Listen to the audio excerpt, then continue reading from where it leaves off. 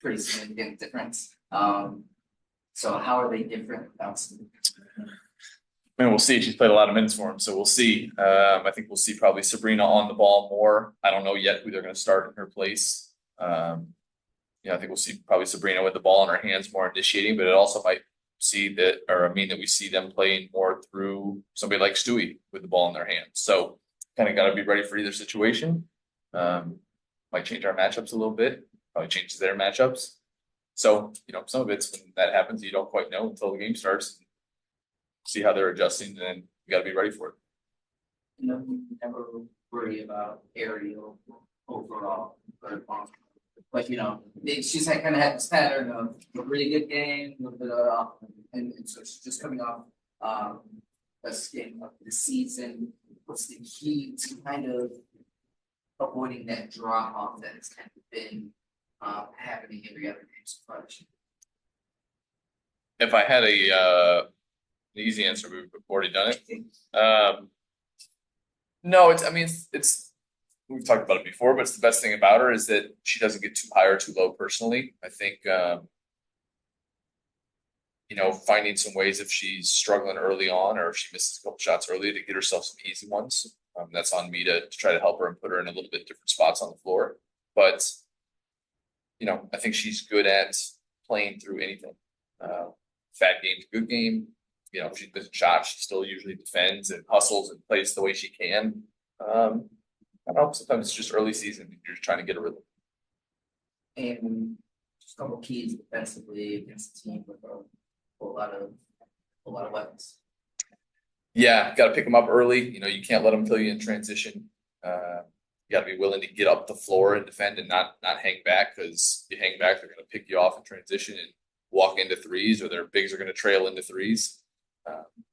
We kind of always talk about when we play them, you're not going to be perfect in all your coverages because they're going to put you through 5, 6, 7, 8 actions in one possession.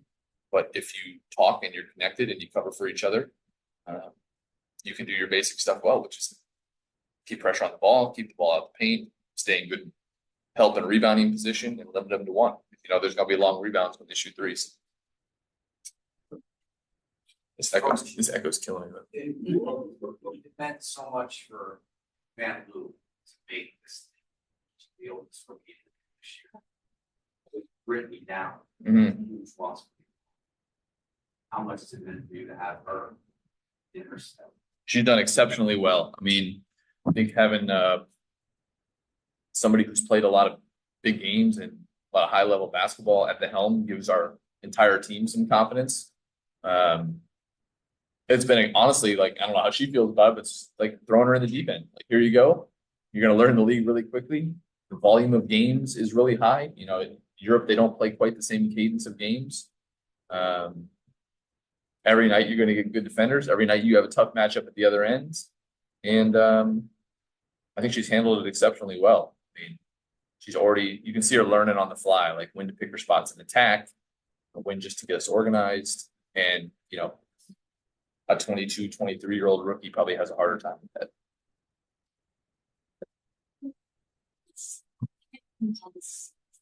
How you all approach Aaliyah's development. See you guys work with Shakira in the past on developing some of her skills. She hit a 3 in the first game of the season. Yeah, I remember that one. I think I was on the court about 10 feet yelling at her to get it back on defense. Yeah, I remember that play.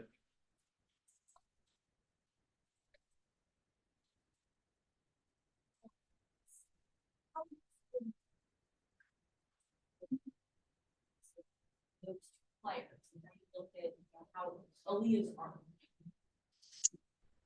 I think we try with kind of with all our players to have the immediate goals and the long-term goals. Steph, our development coach, kind of puts it as hey, you do the work now, doesn't mean you get it now, which is a tough one sometimes for players. But luckily with Aaliyah, she's got a really good perspective. She's kind of an old head for a rookie. So there's things she's working on every game that she can apply that night, whether it's defensive footwork or stuff around the basket against longer defenders. And then there's the shooting and ball handling and stuff that we know we're going to see, real returns longer down the road.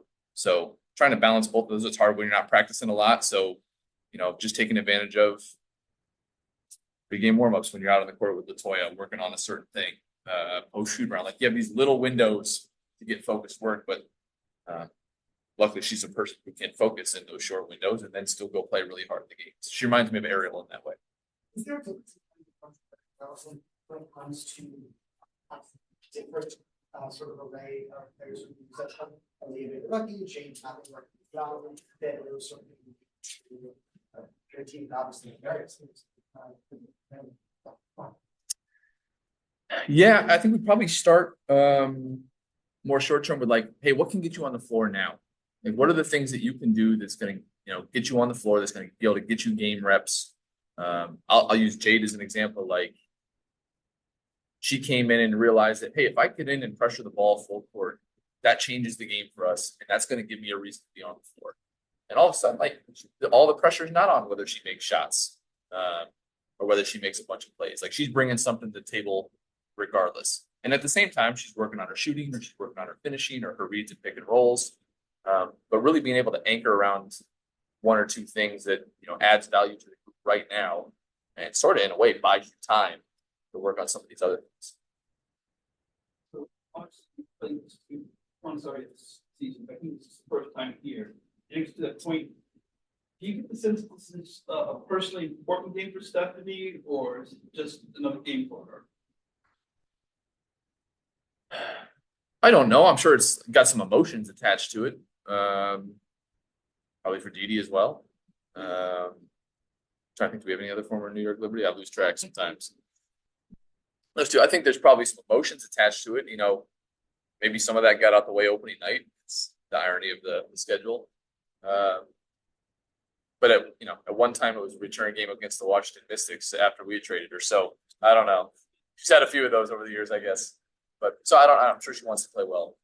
She'll have family and stuff in the crowd, so I'm sure she'll want to play well.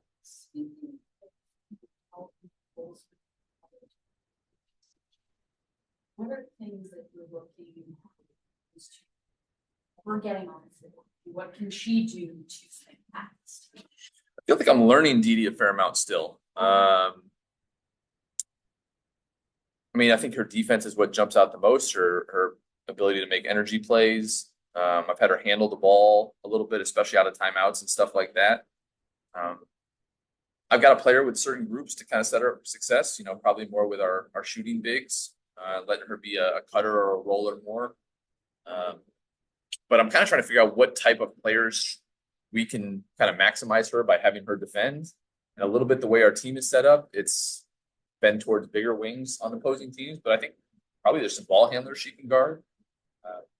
So we'll see as we go through the year, kind of what we find is the best use of her. She can switch, she can get up and pressure. So trying to find the best use of that as we go. Wants to start a lot of really close losses. Anything we're doing specifically to keep the morale of this team up? I'll say probably the most enjoyable thing about this group so far is that they've been pretty good at keeping themselves in that place. I think my focus has been, are we going through, is our approach every day where it needs to be? Are we carrying ourselves like winners, like people who expect to win, expect to get better? We kind of talked before the season about breaking the season into chunks as it is and not making it too big of a thing. Obviously, we need to win just to kind of get the monkey off our back and get into that. But there's no substitute for winning. Like, I can't say anything that substitutes for winning games. But you just try to remind people of what they're about and their character and the way that they carry themselves and they work. And I haven't had issues with that. We haven't had many practices in about 2 weeks, so there haven't been any dodgeball games. It's coming up. We have an Olympic break. I'm sure there'll be dodgeball and football and other Olympic sports.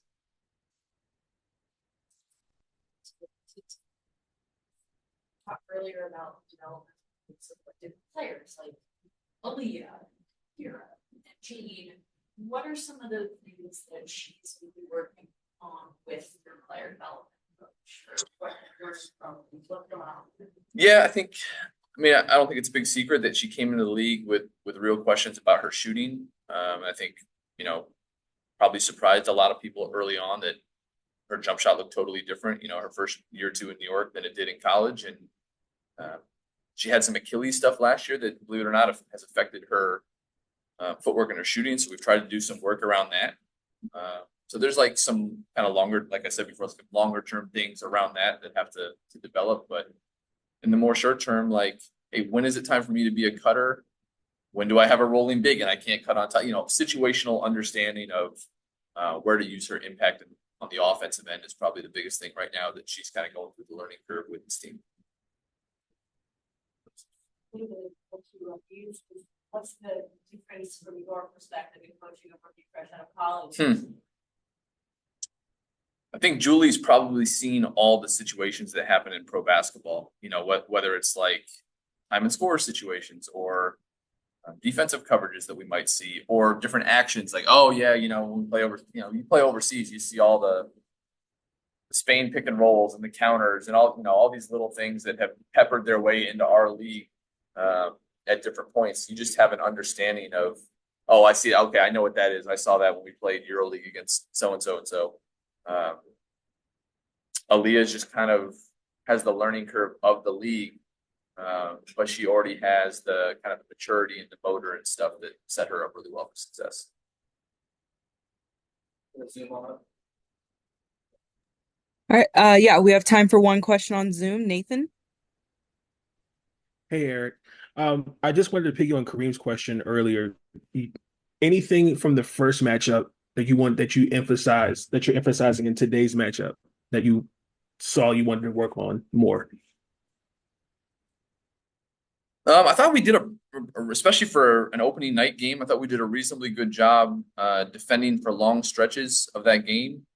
We didn't have too many like glaring breakdowns that led to open shots. We had a few, couple particular sets and stuff that they ran that we just kind of messed up, that we tried to spend a little time on today. And offensively, I think the biggest thing is, you know, understanding where our advantages are, how they're going to play coverage, where they're going to help from. You know, kind of been the story of our season, to be honest. We have stretches of the game where we really look like we're cohesive offensively and we understand what we're trying to do. And then, you know, maybe it's only 4 possessions in an entire half, but we tend to have like 4 and 5 possessions where we're just kind of disjointed, or we don't get organized, or we get up against the shot clock. So, you know, just cleaning up those stretches where, hey, if we have a bad possession, let's not have 2 or 3 in a row. Let's get back. Let's get in something. Let's understand who we want to put in it from New York and, you know, kind of bounce back more quickly on the offensive end. Thanks, Eric. Appreciate it. That's all. Thank you. Thank you. We'll see everybody post game.